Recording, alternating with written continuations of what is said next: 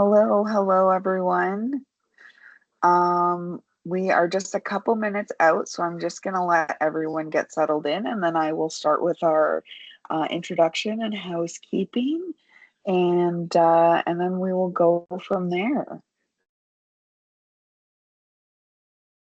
If you need to go get a drink or a snack or anything, this is the perfect opportunity.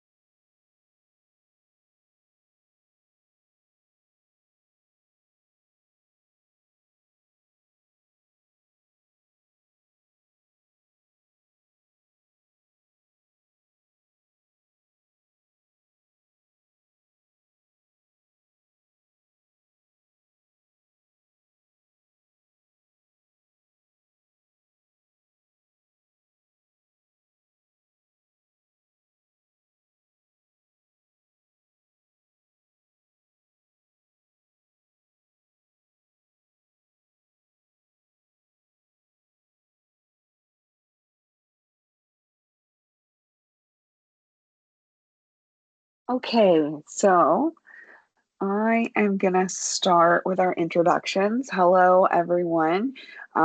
If you are just joining us now, no worries.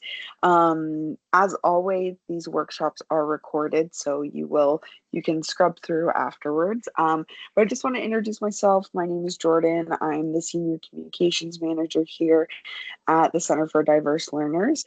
And I am super excited for our free parent and caregiver workshop for this month in February. We have here with us Sarah Zeilstra, who's going to be talking about from high school to higher learning. This workshop's kind of all about executive function skills for post-secondary success. I'm very excited for this presentation, Sarah. And just kind of a few housekeeping things. All attendees will have access to turn on their cameras and their microphones just for our Q&A session.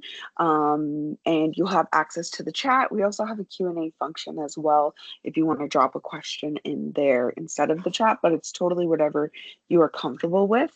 You don't need to turn on your microphone or camera. This session is recorded, so just kind of be aware of that this is shared with all of our workshop registrants. So if you're not comfortable keeping your camera or your mic on or anything, no stress. You can drop that in the chat and then I will read out your question. We did have folks in the registration form ask questions, so I have put those in the Q&A section already, and then during that time we'll kind of go over that. But yeah, those are just kind of my housekeeping tips and everything. So I'm going to pass this off to Sarah and you can go ahead and get started. Great. Thank you, Jordan. Thank you very much. It's lovely to have everybody here. One second. Before we begin the workshop, I'd like us to pause and take a moment to remind ourselves that we are not the first to gather here on this land. As so, we begin to acknowledge the treaty lands of the Mississaugas of the Credit First Nation, as well as the traditional territory of the Haudenosaunee, Wendat and Anishinaabe on which we gather. In stewardship with Mother Earth and the enduring Indigenous presence connected to these lands, we acknowledge the Indigenous nations of the past, present and future. In the spirit of allyship and mutual respect, we will take the path of truth and reconciliation to create change, awareness and equity as we strive to elevate the collective consciousness of society. Miigwech Naiwen Marcy, thank you. Okay, so welcome everybody to Building Executive Functions for Post-Secondary Success here at CDL. Thank you so much for having me, and I'd like to thank Jordan and Carolyn for inviting me this evening and coordinating all of the details. The purpose of this workshop is to help support parents and students in transitioning from high school to post-secondary education in relation to executive functions. In alignment with CDL's mission of supporting and empowering neurodiverse learners, I've designed the goals of the workshop to shed some light on what actually changes after high school, some executive function skills that impact success, and what we as parents and students can do to support and strengthen them. Executive function is a large topic to cover, and in the scope of this 1 hour workshop, we won't be able to cover everything. But if you do have questions, there will be time at the end. Jot them down. There's Q&A, and you can always reach out to me afterwards as well. So this is our roadmap for this evening. Our welcome and introduction will include a little bit of my background and experience. We'll take a look at what actually changes after high school and how executive functions are some of the most important missing curriculum in supporting students in a smooth transition to higher education. We'll look at some of the barriers students face and how executive function skills can make a positive impact on independence and success in school and life. We'll also look at an action plan for both parents and students, so what parents can do now to support without micromanaging and what students can practice before heading off to post-secondary education. I've also included some resources, including I've made a parent and student executive function readiness checklist to help support conversations around executive functions and strengthening them. Okay, so as some of you may know, I'm Sarah Zeilstra, an executive function coach and learning strategist at Student Success Coaching. I've been a college professor and academic advisor for the past 28 years. In my roles, I provide academic advising and executive function coaching for students in person and virtually. Much of my work has included academic pathway recovery and supporting students that may have learning challenges, including ADHD, autism spectrum disorder, traumatic brain injury, and FASD as well, fetal alcohol syndrome disorder, as well as other learning differences. I've done speaking engagements for elementary and high school students, as well as youth at risk communities, and I'm honoured to have been part of the Women as Career Coaches for many years put on by the Halton Education Industry Council. I completed my master's in educational leadership, focusing on executive functions and in particular self-efficacy of students and the relation of that to student success. Okay, so I'd just like to begin with a couple of questions. If you could pop in the chat what grades your students are in, whether that's grade 7 and 8 or in high school from 9 to 12, or if they're in post-secondary or even in elementary grades. It just really helps me gauge some of the discussion points for this evening. So I don't know, Jordan, if you're able to see what's in the chat. Yeah, I If just there's have a any. few typing. So one Yeah, person says grade 9, 9. and then just a few more are That's typing. okay. So No worries. we Grade got 9. a grade 12 as well. Okay. And then just one more person's typing. Grade 7. Grade 7. Okay. Great. And then just a few more as well. That's okay. No worries. We've got time. One of our tutors, Maureen, says almost everything. Almost every, yeah. That's okay. Yeah. And then we have some elementary grades as Oh, well, okay, 3, great. 5, and then 7 to 8. So 7 to 8. Okay, great. Awesome. Thank you, Jordan. yeah, I yeah. have one more question. Uh, That's really helpful. And just a heads up to everybody, because of my various roles as a parent, teacher, academic advisor, and a coach, I do use children, students, and learners interchangeably. So if I refer to them, and sometimes I refer to executive functions as EF, just for brevity, just so that you know. So my second question is, how familiar are you with executive functions? This is not graded. I won't be testing anybody. I'd just like to know which category you'd say you're in. If you could pop the number in the chat, would you say that you are, number 1, very familiar with executive functions and you know how to develop them? Number 2 is somewhat familiar. You've heard the term, but not quite sure what exactly they refer to. Or 3, unfamiliar. You're not aware of what executive functions are. If we've got some So far, we numbers have up. a lot of 2s, about Okay. 4 2s. Okay. We have a 1, Okay. but mostly 2s so far. All right, great. So I do think many of us fall into the somewhat familiar category because especially yeah, in the recent years with more discussions evolving around executive function, I do find that people hear the term but then might not know the deep dive into it. So that's really helpful. Thank you yeah. so much, everybody. Okay, so before we talk about executive functions, I want to talk about some of the expectations and changes after high school, because this is where much of the stress begins. And many of the things that I speak about this evening are applicable to many of the grades that you've already mentioned in the chat.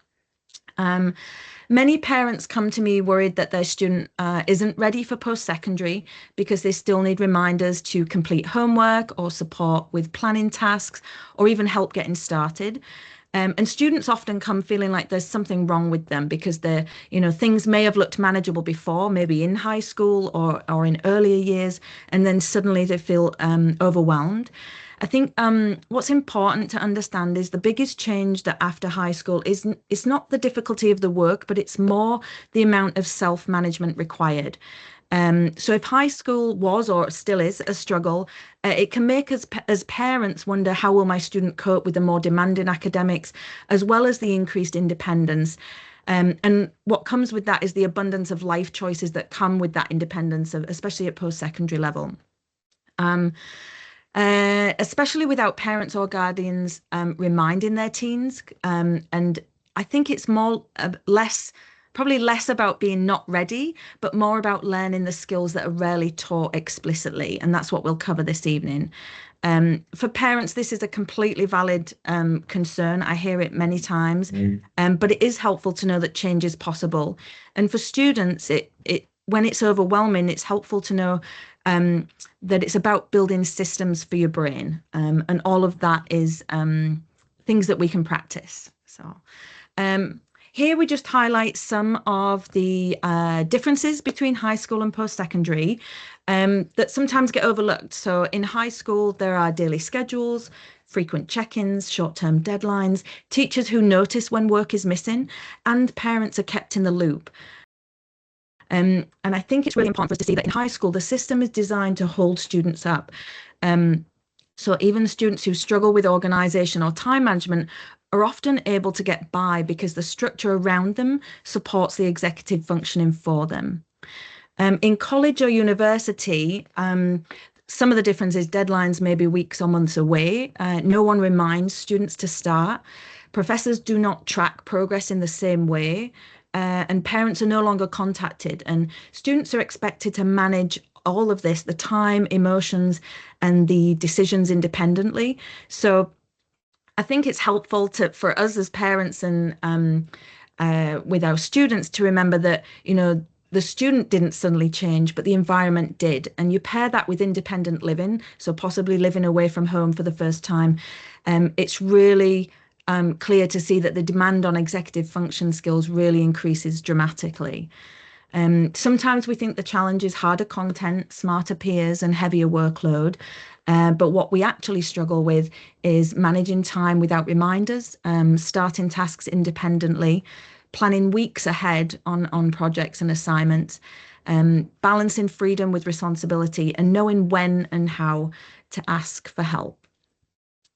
So in terms of if academic success was only about intelligence, I think many of my students I work with would never struggle. They're so bright, they understand the material, they can explain concepts out loud really well and beautifully. But yet their assignments are late, projects start the night before, stress spirals. The parents step in, everyone's frustrated, and an overwhelm can be rife, and it can feel impossible to go from knowing how to do something to doing the task or the assignment that is in front of them. Um, that gap between knowing and doing is usually executive function. And here's just an image created just to explain and show the bridge between knowing and doing, because the executive functions really are the brain's management system. So much like some people refer this to as an air traffic controller, landing planes, or a conductor guiding an orchestra, not playing the instruments, but the ones guiding them when and how to play, and all of which is executing the tasks required to achieve the goals. So executive functions help us plan, they help us organize, start tasks, manage time, shift attention, they help control impulses and regulate emotions, and they help us follow through.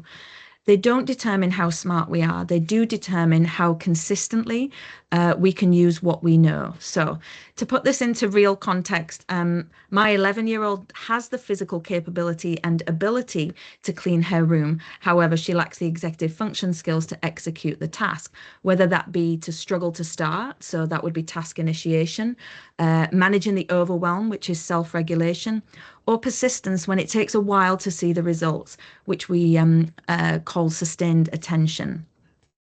So we can define executive functions as a set of cognitive processes that help us self-regulate so we can effectively plan, prioritize, and sustain effort towards our long-term goals. So it's like the CEO of the brain going from wanting to do a thing to actually getting it done. And I'm sure we can all think of a task or goal we've wanted to achieve but struggled in getting there. Um, Executive functions are not always explicitly taught at home or in school, yet they're incredibly essential to success, not just academically, but in life as well. And I think that's how they show up as what I term the missing curriculum. Schools teach subjects such as math, science, English history, etc., but rarely do they explicitly teach how to break down a big project, how to estimate time, how to start when you feel stuck, how to manage multiple deadlines, how to recover after a mistake. Students are often expected just to know how to do these things. And when they don't, the message they often hear, whether it's directly or indirectly, is that they're not trying hard enough, or they're disorganized, or they need to be more responsible. But you can't perform these skills if they haven't been explicitly taught. So that's why it's very straightforward to see that, they are the missing curriculum of what's needed. It's important. Executive functions are developmental and do continue well into the mid-20s. So this means a 17-year-old may still be developing planning skills. A first-year university student may still be developing emotional regulation. And neurodiverse students may develop these skills on a different timeline too. The prefrontal cortex, responsible for executive functions, is the last area of the brain to develop, and it controls impulses and judgment and decision making as well. And for teens with ADHD, on average, there's a 30% delay in the development of the prefrontal cortex. Russell Barkley, a prominent psychologist and advocate for ADHD support, shares how a 17-year-old with ADHD has the executive capabilities maybe of an 11 or 12-year-old. So it's their developmental age, not their chronological age. So it really helps us to adjust our expectations to a developmental age rather than the chronological age instead. Underdeveloped executive functions can be mistaken for a lack of motivation or intelligence, even laziness as well, and even a lack of willpower. When a student avoids starting or waits until the last minute, or if they get overwhelmed or even shut down, it can look like a motivation problem. So it's helpful to reframe it because more often than not, it's an underdeveloped skill. If starting feels overwhelming, the brain protects itself by avoiding. And if planning feels confusing, the brain defaults to urgency. And if time feels invisible, procrastination becomes predictable. And it's not that the student doesn't care, it's about capacity. For neurodiverse students, including those with ADHD, learning differences, autism, or anxiety, executive function challenges are common. That doesn't mean that they are less capable. In fact, many of these students think deeply. They make creative connections, they notice patterns that others miss, and they care intensely about their work. But without support, executive function gaps can block that potential. So the goal isn't to change how their brains work, it's to give their brain better tools and support, and more importantly, opportunities to practice and strengthen executive functions to increase capacity. So why does this matter for post-secondary? Well, post-secondary education definitely assumes executive function strength. Nobody teaches how to read a syllabus strategically, how to plan backwards from a deadline, or how to pace studying over the weeks ahead, or even how to manage competing priorities. Students who already have strong executive skills adapt more easily, but students who don't often feel overwhelmed very quickly, even if they're academically capable. This is why grades in high school are not always the best predictor of post-secondary success, but executive functions are. So if your child could do whatever it is they're trying to do consistently on their own, they already would. In 28 years of teaching, mostly 18-year-olds, I've had a lot of practice gauging which students have had more opportunities to practice their executive functions and the direct correlation that has to academic success. So for someone like me as a teacher, a parent, or a coach with hopefully a more fully formed prefrontal cortex, I see what is needed to be accomplished, whether it be their homework, chores, daily routines, submitting an assignment, or paying attention in class, or even cleaning their room. This can make it harder and more frustrating. Um, when my 11-year-old doesn't clean her room, or when my first year college student doesn't start working on their assignment. So I think it's helpful for us to remember that executive functions are skills, they're not character traits, and they can be taught, they can be modeled, they can be practiced and strengthened. And when we treat them this way, it can replace the frustration with strategy, which is super helpful. So strategies for executive function success are intrinsically linked to independence. There's this quiet assumption that's easy to carry that independence will somehow click after graduation, because that's what's expected of students in post-secondary. That once high school ends, students will wake up organised, plan ahead naturally, manage time effortlessly, and advocate for themselves confidently. But we know that independence is not a switch that is flipped at 18. It's a skill that develops gradually and often unevenly as well. So independence is built from strong executive function skills, and true independence requires us to, planning ahead, starting tasks without pressure, managing emotions when things feel hard, following through without reminders, and recovering from mistakes. Those are all executive function skills. And if those skills are still developing, independence will feel fragile, inconsistent, or situational. So it doesn't mean that a student isn't capable, more it means that the foundation is still under construction. And the core of that foundation is the brain development. And we need to remember that the brain is still growing. So when a 17 or 18-year-old forgets deadlines or underestimates time or gets emotionally overwhelmed or avoids starting something difficult, it isn't immaturity in a moral sense, it's a neurological development in progress. So many students appear independent in certain areas. They can manage a part-time job, they can socialize confidently, they can handle structured school days. But post-secondary independence is a bit different. It requires long-term planning, self-directed structure, internal motivation without the external reminders, and emotional regulation in high-stake environments. These are the higher level executive demands. And it's very common for families to say that they're so capable in some areas, why not this one? And that's because executive functions are domain specific and uneven. So strength in one area doesn't guarantee strength in another. This can make it difficult for us to support without enabling them to continue on relying on external accountability. And this is really important for us as parents. So enabling, as in like doing things for a student that they're capable of doing themselves, versus supporting, meaning teaching, modeling, or scaffolding skills that are still developing. If a student consistently needs reminders to plan, the solution isn't reminding them in the same way or removing reminders entirely. It's helping them build a system that eventually replaces the reminders, that can help them develop strong executive function skills and independence. And independence is definitely practiced, it's not granted. Independence develops when students are allowed to try, when they're allowed to struggle and to reflect and to adjust, and then to try again. So it's built through gradual responsibility, clear expectations, supportive feedback, and skill coaching as well. Skill building must be explicit and scaffolded, because executive function skills are the muscle that needs strengthening, and they require a regular workout, not just through the school years, but beyond graduation too. Graduation is more of a transition point than a finish line, and it's helpful, instead of asking, are they fully independent, maybe asking which skills are ready and which skills still need strengthening. Because independence isn't about doing everything alone, it's about knowing how to plan, how to ask for help, how to adjust, and how to keep going. And they're all learnable. If our student still needs support, it means we're parenting during a developmental window where scaffolding still matters. And thoughtful scaffolding like doing that now often can prevent crisis later.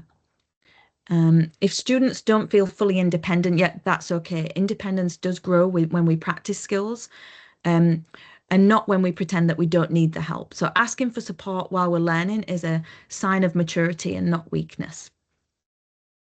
Okay, so now that we've talked about what changes, some of the changes that change after high school and why independence doesn't automatically click, let's look a little bit more in depth at the EF skills students are expected to use every day and the ones that matter the most. As we know, when students struggle in college or university, it's rarely because they don't understand the content. Much more often, it's because the management of learning becomes overwhelming. So here's a few. So first up, working memory. It is considered one of the core executive functions. It's the ability to hold information in our brains temporarily or remember it while we work with it.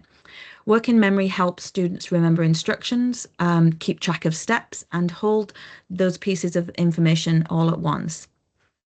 And in post-secondary, students are expected to follow complex assignment guidelines, juggle multiple courses at once, and remember those expectations without reminders.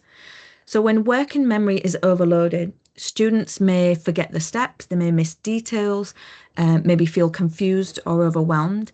So this is why external supports, checklists, written instructions, templates, they're not crutches. These are the tools that can reduce that cognitive overload and support the independence as well.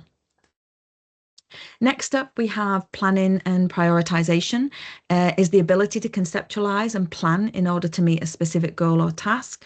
In post-secondary, students must plan across weeks and months ahead.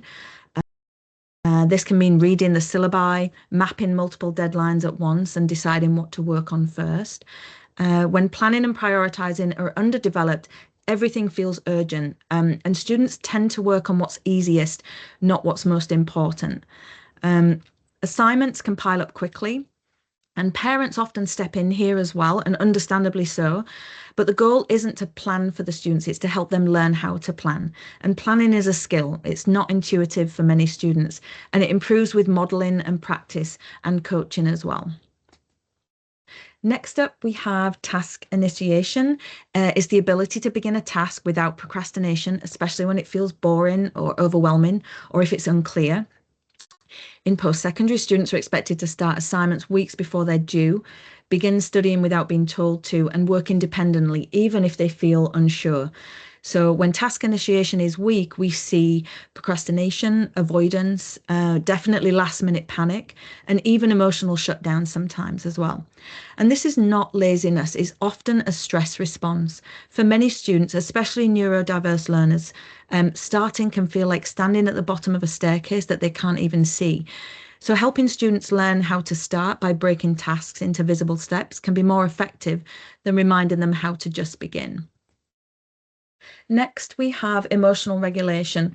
I think this is one of the most underestimated executive function skills, especially in post-secondary.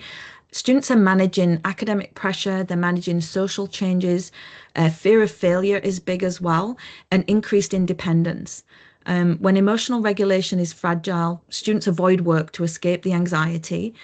The perfectionism can lead to paralysis, and small setbacks can feel catastrophic. We often see this as a motivation issue, when in reality, it is often overwhelm.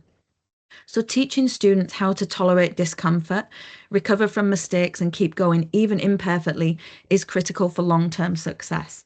And I know I practice this with my students in class all the time. They don't always like it, but they do appreciate it in the end, because tolerating that discomfort is that strengthening of all those executive function skills that's so important. In addition to those executive functions, I have a couple of others, which is time awareness, which is sometimes called time blindness. It's one of the most common executive function challenges I see with students. They underestimate how long tasks will take, or overestimate how much they can do in one sitting. Or sometimes they even believe that they have a lot of time until they don't. So in post-secondary, the poor time awareness can lead to all-nighters, missed deadlines and burnout, as well as chronic stress as well. And this isn't about being irresponsible, it's about learning to externalize time. So using calendars and planners and timers and other visual supports to make time visible. And one of the last of these and the least practiced skills is self-advocacy. In post-secondary, students are expected to email professors, book appointments, access accommodations, and ask for help before things fall apart. And it's incredibly hard for many students. Many worry about saying the wrong thing or being judged or even standing out. And self-advocacy, it's not a confidence, it's a learned skill. So there's things that you can do by practicing scripts, role-playing emails as well, and normalizing help seeking can make an enormous difference, especially with self-advocacy. When these executive function skills are underdeveloped, even bright, motivated students can struggle. And when parents see that struggle, they often feel stuck between wanting to help and wanting their child to be independent. So I think the key takeaway here is that independence grows when skills are supported, not when support disappears. So maybe it's helpful if just looking at these executive functions, maybe reflecting and thinking which one is hardest for you right now or for your student. Is there one that stands out as challenging? If so, maybe make a note of it. And you can use that when, if you use the resource at the end of this, it will highlight that section for you. Because the good news is that all of these executive function skills can be strengthened and practiced with support. So because many parents I work with are asking the same question, like, how do I help my student without doing too much and without stepping in? So let's look at some ways that we can help. So first up, let's look at reframing micromanaging, because micromanaging isn't caring too much, it's stepping in before skills have a chance to develop. And most micromanaging starts as survival. We don't want our student to fail. We're trying to reduce the stress and we're filling the gaps that are very real. So if this feels familiar, this isn't a flaw in parenting at all. This is a system problem.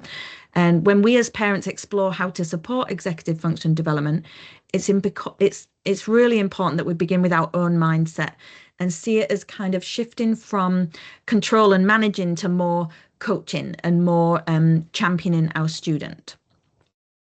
So a goal can be is to shift from that. During high school, as parents, we often act as the reminder systems, the time managers, the emotional regulators, as well as the problem solvers. And in post-secondary, students are expected to do all of that themselves.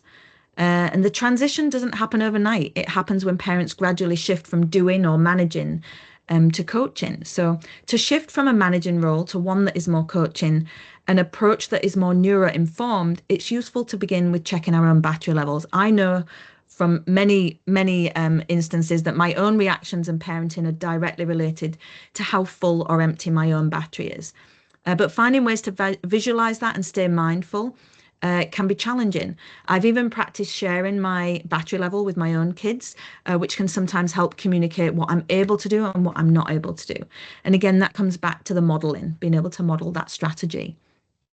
Traditional parenting doesn't work for children with EF challenges or those who may be neurodiverse because it doesn't address the executive functions.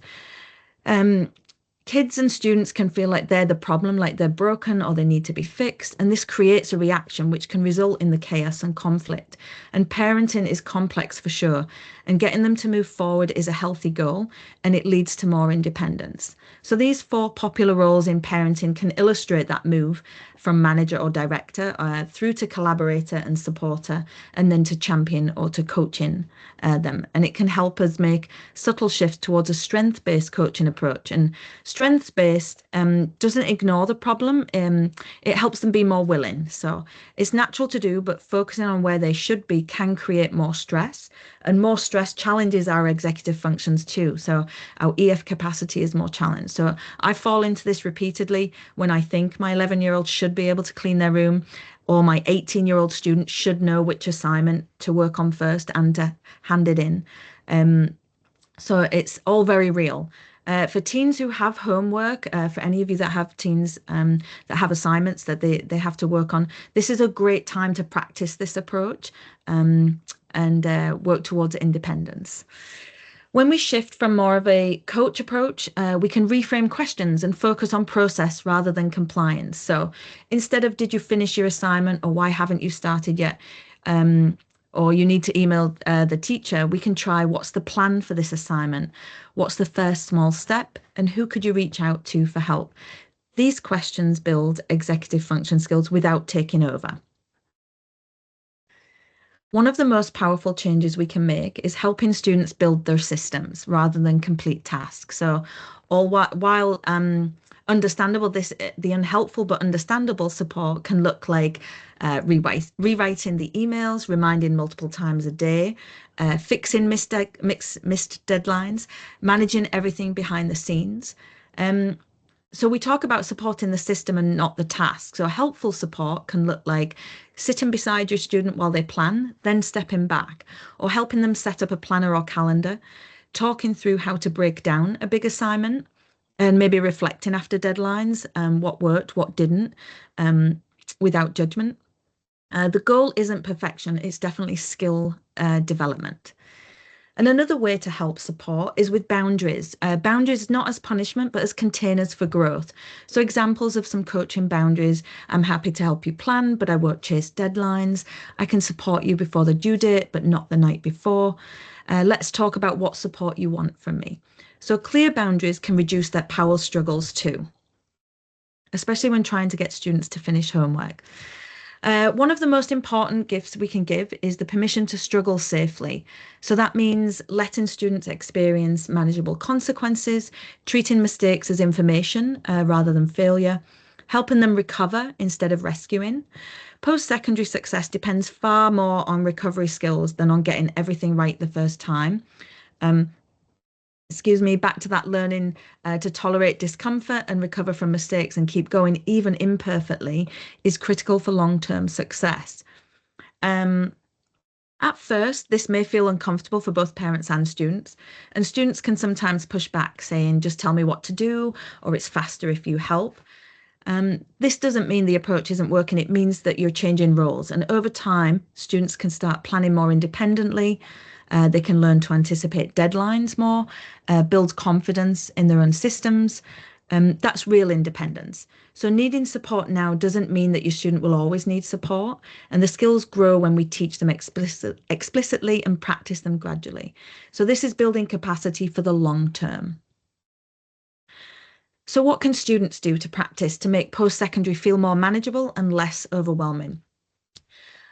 One of the biggest myths I do find about post-secondary is that students need to have everything figured out before they arrive, which isn't the case. What students need is practice with the right skills in low stakes way before the expectations increase. So a helpful strategy for one first up is practice breaking tasks into visible steps.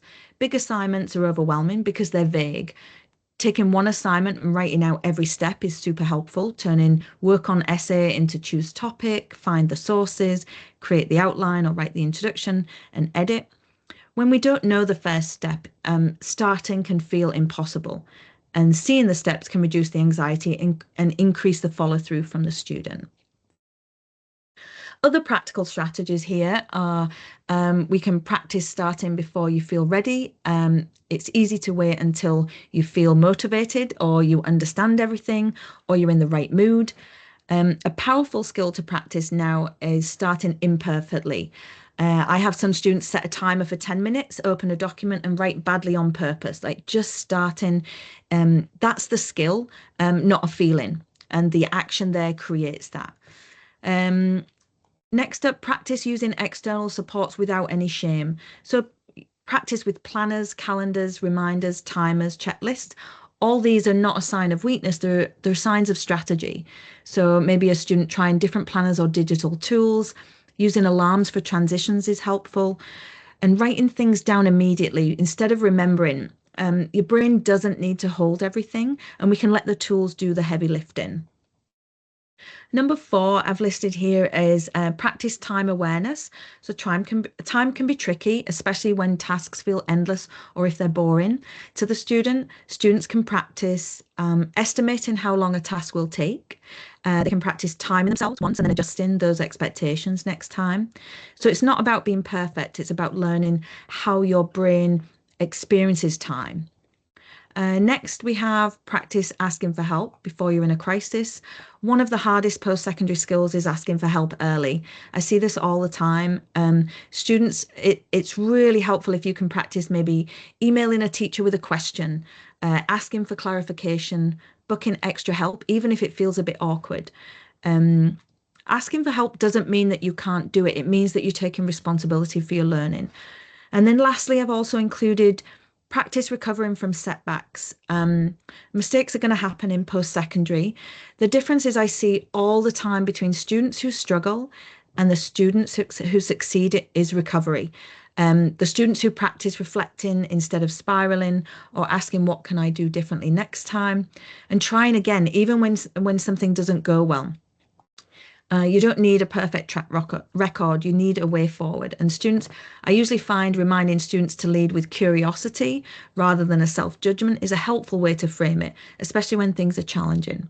So that's just a few practical ways that parents and students can strengthen executive function skills and help prepare for post-secondary success. I hope the information is helpful. We've got a bit of time at the end for Q&A. There's so many great resources here in Halton for both parents and students, many right here at CDL with the great programs that they offer.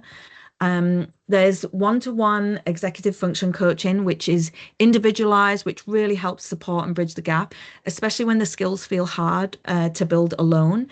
One-to-one coaching can help students build those personalized systems that work with their brain, not against it. And some of the strategies that are used in executive function coaching can include breaking down assignments into manageable steps or creating realistic plans, using planners and tools effectively, trying different things, practicing the self-advocacy as well in a safe space, and reflecting on what works and adjusting when it doesn't. That's the kind of some of the areas that one-to-one executive function coaching can help. Another thing is small group coaching is also an option. I normally do a small group coaching for college students in managing their course load, which really helps them set them up for success and get organized. I've actually adapted that program for a parent teen program. Student Success Academy is a live in-person coaching program. Just for information, it's a 6-week program, 1 hour a week to help students manage their homework assignments and strengthen executive function skills. And it focuses on key skills that both students and parents can practice and develop in setting and achieving goals as well. It's not additional work. It's hands-on. We implement strategies based on current student tasks and assignment. So if you're interested in that, there's more information. I have a short form that you can fill out as well. There's a QR code there, and I'll also give that to Jordan as well. If just a little feedback, and if you express interest in the Student Success Academy, which also offers a discount for any of the members here and any of the participants. If you do have any questions, please feel free to reach out. We do have a little bit of time for Q&A, but my email's there, and Jordan will add those to the chat as well. And I made for this group, for this presentation as well, to help encourage conversations and prepare for post-secondary, I created a free executive function readiness checklist. Just to help you have those conversations with each other. I find that's really helpful. And again, it's not a pass or fail test. It's to highlight skills that you can strengthen. So hopefully that's helpful too. Jordan, I don't know if there's any other questions in. That's the end of the official part of the presentation. Yeah. If there's any questions, let me just move my screen so I can see everybody.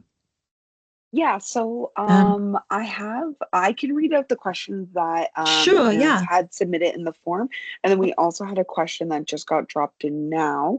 Actually, I'll do Maureen's question first. So Okay. Maureen asked in the Q&A section, how can we know that we're supporting rather than taking over? Oh, wow, that's a really good question. And I fail at this multiple times. I do.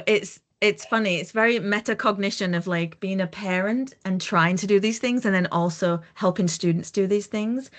Um, it's a really fine line, and I don't think it's an all or nothing. I think it's a relationship that moves. constantly. And I think some days I know that I get it right, and then some days I don't get it right. And I think the important takeaway as a coach and as a professor and as a parent, I think it's catching myself. I think it's having these conversations and sharing with other parents too that you know, the struggles, and being able to just know that it's a work in progress, that it's not. I feel I've gotten caught up in this all the time of like, oh, I shouldn't have done that. I helped too much and now I've done it for them and now they're not learning. But it's noticing, and some of the slides that I've shared there as well, is noticing some of the times when you can practice. So definitely doing a self check with our own battery level, because there are some days that my capacity is not at that to be able to stretch to that. So again, it's being mindful of ourselves, filling our own cup as a parent, and then going, okay, what is a situation coming up where I can allow the safety? Because I think a lot of parents struggle with, well, I want to help and but I want my students to do it, but I don't want my student to fail. And I think that's a real worry. And I feel that from not just for my own kids, I feel that for my students too. Um, and it's again setting those healthy boundaries and saying, I'm here for you. What would you like support with? I can support you here, but here's the here's the container for that, and here's your deadline. And especially when if a student has homework, there's lots of times we can practice. Um, again, I hope that answers your question. If not, let me know and ask me another one. Yeah, so another question that a parent had submitted Yep. beforehand was um, how to teach self-advocacy in students with a learning disability. And I know you kind of touched on that within your I presentation, and we were kind of laughing beforehand before we started it how yeah. this question could be its Oh, own yes, it could be presentation, an but hour long. Yeah, for yeah. sure. It could, and it's a tricky one. And I think testing when the stakes are low for sure. And I do get my students to practice, and I encourage when I coach students, I might even encourage them to they definitely don't want to all the time is to email the professor. And the more I know, and I know a lot of professors, and they've always said, oh, if only they'd reached out to me, if only they'd asked. So I think it's reinforcing that and really giving them the opportunity. I have like templates that I give to students and my clients that to say, if it's scary to email a professor and ask for help, here's a template that you can edit. I've sat beside students and encouraged them to email their professor, and I've done it at the same time, like we've sat side by side, because I want them to do it themselves if they're ready. And they've done an email, I've done an email, and then I'll let them read theirs. And then I'll say, is there anything you want to borrow from mine that you can edit and add? That worked amazing because it gave the student confidence that they could start the email and contact and ask for help without me doing it for them, which is really a great strengthening of executive function skills. And but then they can borrow some words maybe to make it a bit more, edit to get a better reception from a professor, I think, or a teacher. That's really helpful. So I do have those. I've used those a lot. Um, and accessing accommodations. I wrote a blog post on this a while back, but about the shame and stigma that students feel about asking for help and the self-advocacy. And I think it's breaking that down. I think spending time with our students and our children to say that that's okay and modeling it. The amount of times I've had to say to my students that, oh, I don't know that. I'm going to ask for help. I'm going to seek out where I need to find that help. And I think sometimes then they're like, oh, it's okay not to know everything. I think that's helped. I think those are the biggest things that have really helped the students um, develop their own strength in that. So yeah. Yeah, absolutely. And then another one said, how to have confidence in oneself when you are continually facing challenges that your peers don't seem to be facing. Oh, wow. Oh, I've definitely broached this a lot too. More with the younger years. I would say I've spent time with them, and it doesn't always land, but reinforcing that you don't see other people's challenges. And for many, many students, at whatever age, they always feel like their challenges are the biggest in the world and that nobody else has them. And I think that stems back to the mindset of like, I have this section in my programs that I teach with students about growth mindset, which is easy to say and not easy to do. I spend a lot of time on what I call soundtracks. We I talk about navigating the negative narrative, I call it, because we all tell ourselves negative things, even as parents and adults. And I think I have some little ways that and strategies that we use to go, okay, well, what are we actually telling ourselves right now? Are we telling ourselves that we're the only ones struggling with this assignment? Are we the only ones that don't know how to do it or feel overwhelmed? And then we replace them, and we replace them with and using different strategies of what someone else would advise them to do, or what they would advise a friend to do. I think for especially some of students in grades 7 and 8, it's good to start practicing that then, and as well as through high school, because it's so easy for them to get caught up in their world because it's so big and the emotions are very big as well. So the strategies around soundtracks, I think that's what's been most helpful, and even right through to college as well, because each time a student moves up to the next level, whether it be high school or post-secondary, they've gone from a place of relative safety where they think, okay, I've kind of mastered this grade 8 and now I'm going to high school, and then you're in grade 9 and it's like, wow. And the thought pattern goes to, oh wow, all these other students know what they're doing and I don't. And the same happens for college as well. And I think it's again having conversations and being able to work on your strengths. I find so many students are unable to articulate their strengths, and I think as parents, is helpful to do that at home. Of like, oh, what is a strength of yours, and have conversations about that. I think that helps too. Yeah, I think that like transitional event of moving between Yeah. like elementary to secondary. And Oh, honestly, I even felt it myself when I graduated yeah. from my program at Mohawk, and I was like, "Oh, now I'm like a real adult now." And now I have to Yeah. navigate these Yes. challenges of Yeah. I'm not in school anymore, and kind of how my Yeah. life looks like that way. So Yeah. I So can many definitely students. relate to Yeah. that. Many, many. I mean, even when we try something new as an adult, I think, um, the world is a different world right now. And I think there's many of Mhm. us navigating transition and differences. And I think even now as an adult, it's like, oh man, do I have this? Like, do I know what I'm doing, and what don't I know? And again, Yeah, it's being able to relieve that pressure. I find a lot of students come to college and they'll put that extra pressure on themselves. So I do spend quite a bit of time in the beginning of my classes to alleviate that, and in yeah, fun ways. So it's not as, and sharing like fails. I think that's always fun for them to yeah. hear and see that makes it real. So I think that's helpful too.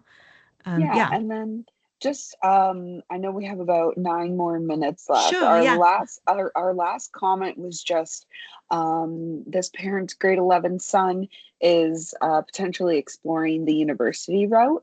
great. And just if you had any insight or tips. But again, I know we did cover a lot in your Yeah. presentation, but just Mm, to kind of, I guess, as the last question to wrap things yeah. up. I would say out of the things that I shared this evening, I would say the biggest one, which is also the biggest struggle, is adjusting expectations.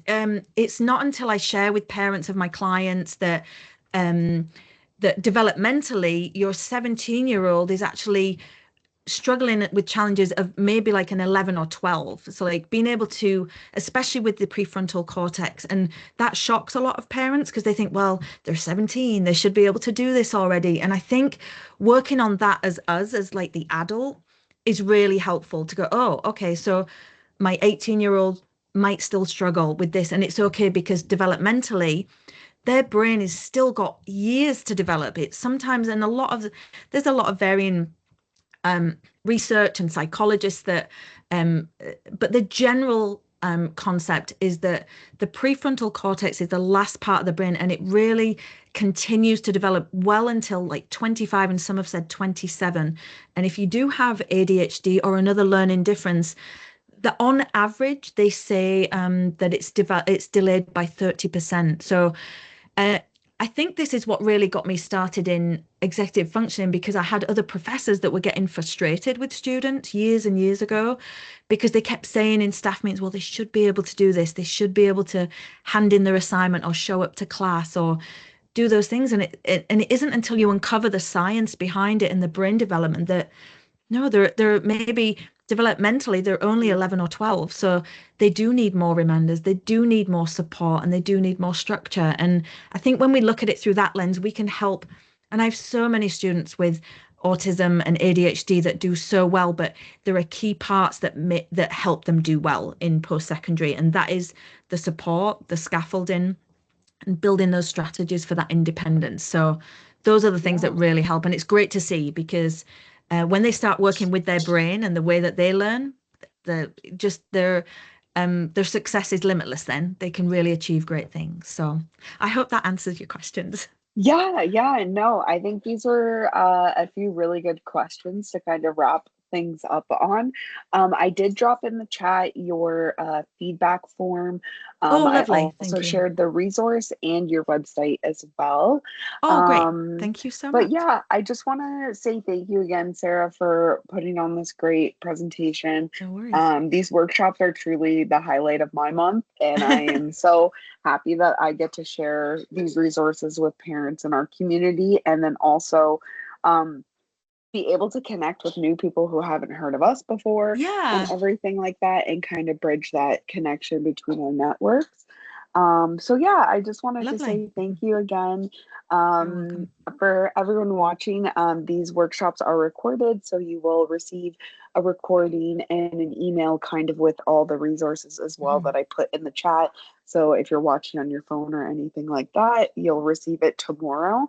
But yeah, if that is Thanks. everything, Sarah, then we are good Lovely. to wrap up. Right after this call, I do have our peer-to-peer connection Mhm. call. So I'm just going to drop that link in the chat if anyone would like to join last minute, but it's kind of just a safe space that's not recorded. There are some guiding questions for parents to kind of talk to each other. I'll be on just to kind of deal with all the tech stuff. But that is pretty much it. So yeah, if that's everything, That's then lovely. yeah, I hope you had a great night there. I had a Great, I wonderful did. time Thank you. listening.